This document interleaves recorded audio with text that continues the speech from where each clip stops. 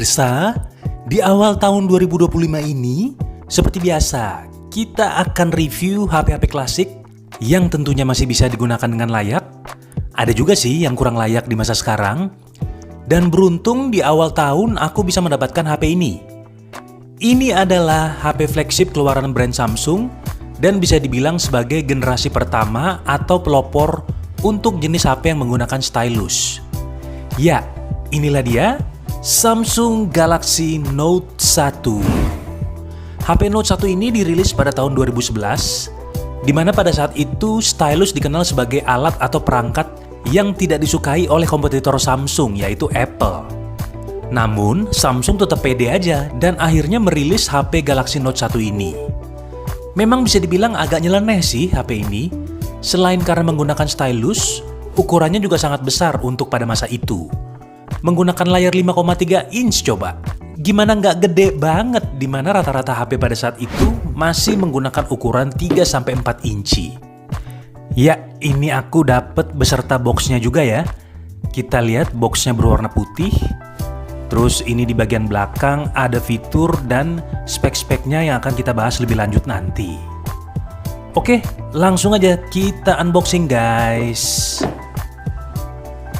Iya, seperti biasa ada manual book atau quick start guide. Bagian depannya ada yang berwarna, tapi secara keseluruhan hanya hitam putih aja. Oke, ini dia HP-nya, diplastikin gitu. Udah kosong, nggak ada apa-apa lagi. Langsung aja kita buka plastiknya. Dan bener guys, kesan gedenya tuh langsung terasa. Terutama bagi kamu-kamu yang jarang megang HP ukuran besar. Dengan bentuk yang agak melebar, material bodi belakangnya juga masih terbuat dari plastik. Frame-nya juga sama dari plastik. Gak nyangka depannya sudah menggunakan Corning Gorilla Glass. Ini kita lihat perbandingannya dengan Samsung Galaxy S3 yang kita review kemarin. Terasa mungil banget S3 ini di depan si Galaxy Note. Nah, untuk back covernya juga bisa dilepas ya. Jadi kita gampang kalau mau ganti baterai. Baterainya ini berukuran 2500 mAh. Di dalamnya juga terdapat slot SIM card dan juga slot micro SD. Oke, kalau gitu langsung aja kita hidupkan. Dan nyala guys, Samsung Galaxy Note GTN 7000 untuk kodenya ya. Ada logo Night Owl juga ini. Jadi HP ini udah di custom ROM. Ya, inilah tampilan perdana Galaxy Note 1. Layarnya udah terasa sih kalau ini pakai AMOLED, agak gonjreng. Scroll kanan kiri nggak begitu cepat tapi cukup lancar. Lalu kita tekan tombol yang ada di tengah untuk masuk ke list aplikasi-aplikasi yang ada di HP ini. Listnya nggak begitu banyak, tapi karena udah di custom ROM, aplikasi-aplikasi utama kayak WhatsApp, YouTube, dan Instagram sudah ada. Ya, jadi custom ROM-nya ini menggunakan Lineage OS version 13.0, Android 6.0.1 Marshmallow. Dan update security patch-nya terakhir itu di Oktober 2017. Cukup lama juga, 6 tahun sejak perilisan. Lanjut kita bahas tentang stylus.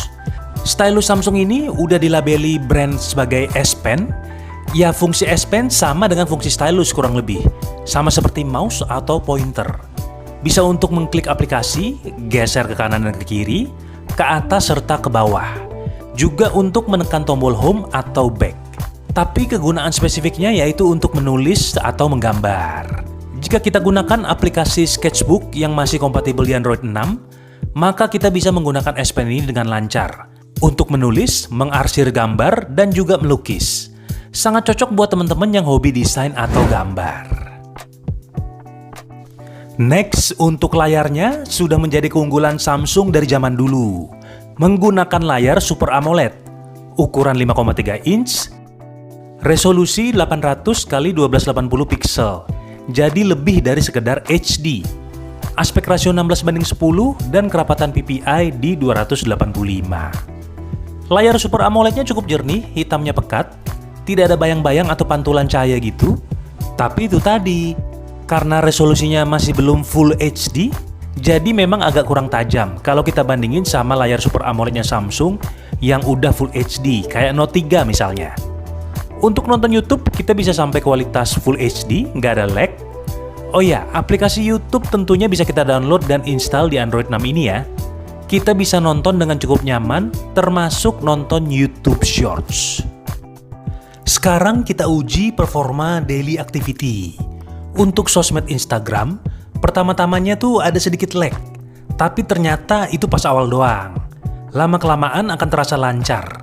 Kita bisa scroll ke bawah lihat feed, ya nggak bisa dibilang cepat, karena ada sedikit loading tadi.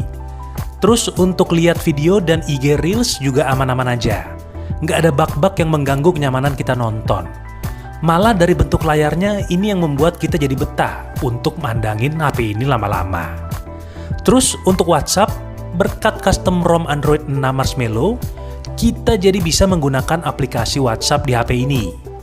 Fitur-fiturnya semua bisa digunakan dengan normal, mulai dari fitur chat, update story, sampai ke community pun bisa kita akses dengan baik.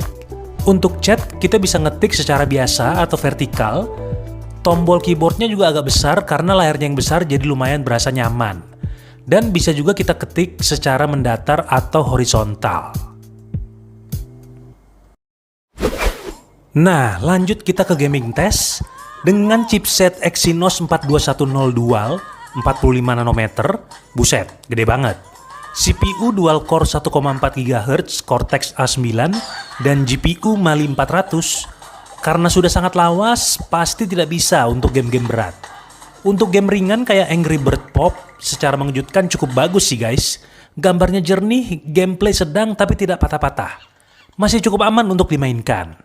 Begitu juga dengan Temple Run 1. Gak ada lag yang berarti yang mengganggu permainan. Jadi kelihatannya ada sesuatu yang menarik di CPU-nya ini. Chipset ini bisa dibilang cukup mumpuni khusus untuk dipakai gaming. Aku yakin masih banyak potensinya untuk dipakai gaming dari chipset ini. Bahkan untuk game konsol Sega yang legendaris, Sonic the Hedgehog, kita bisa mainkan dengan lancar di HP ini. Wah, mantap lah. Dan terakhir kita coba kameranya. Dengan menggunakan single kamera 8 megapiksel, f2.6, ada autofocus dan fitur LED flash, serta bisa merekam video dengan kualitas 1080p di 24-30 fps. Nah, ini lagi-lagi yang bikin shock. Aku nggak nyangka hasil foto kameranya bisa sebagus ini. Padahal ini HP belasan tahun yang lalu loh. Aku cuma harapin bisa setara dengan HP mid-range zaman sekarang. Ternyata menurut aku lebih guys. Ketajamannya itu oke, kayak lebih dari 8 megapiksel. Walau nggak ada fitur HDR, tapi udah cukup high definition sih ini kualitasnya. Belum lagi saturasi Samsung yang memang tinggi dari dulu. Jadi untuk warna-warnanya terlihat mencolok, terutama di foto pohon atau daun yang kehijauan ya. Ini mah udah pasti, kamera Galaxy Note ini bisa digunakan untuk sekedar sebagai point and shoot kamera. You can't wait on other people to be what you've been called to be. You can't wait on their affirmation. You can't wait on their approval. You can't wait on their support. Sometimes you just gotta run and look behind you and say, everybody who wants to run, run, but I can't stop running because you're not running with me. Listen to me, hear me. You can't stop chasing your dream just because somebody in your life won't chase it with you. You can't stop believing in yourself just because somebody in your life won't believe in you. You can't stop chasing the dreams of your life just because when you know when you do it, you're gonna have to do it all by yourself.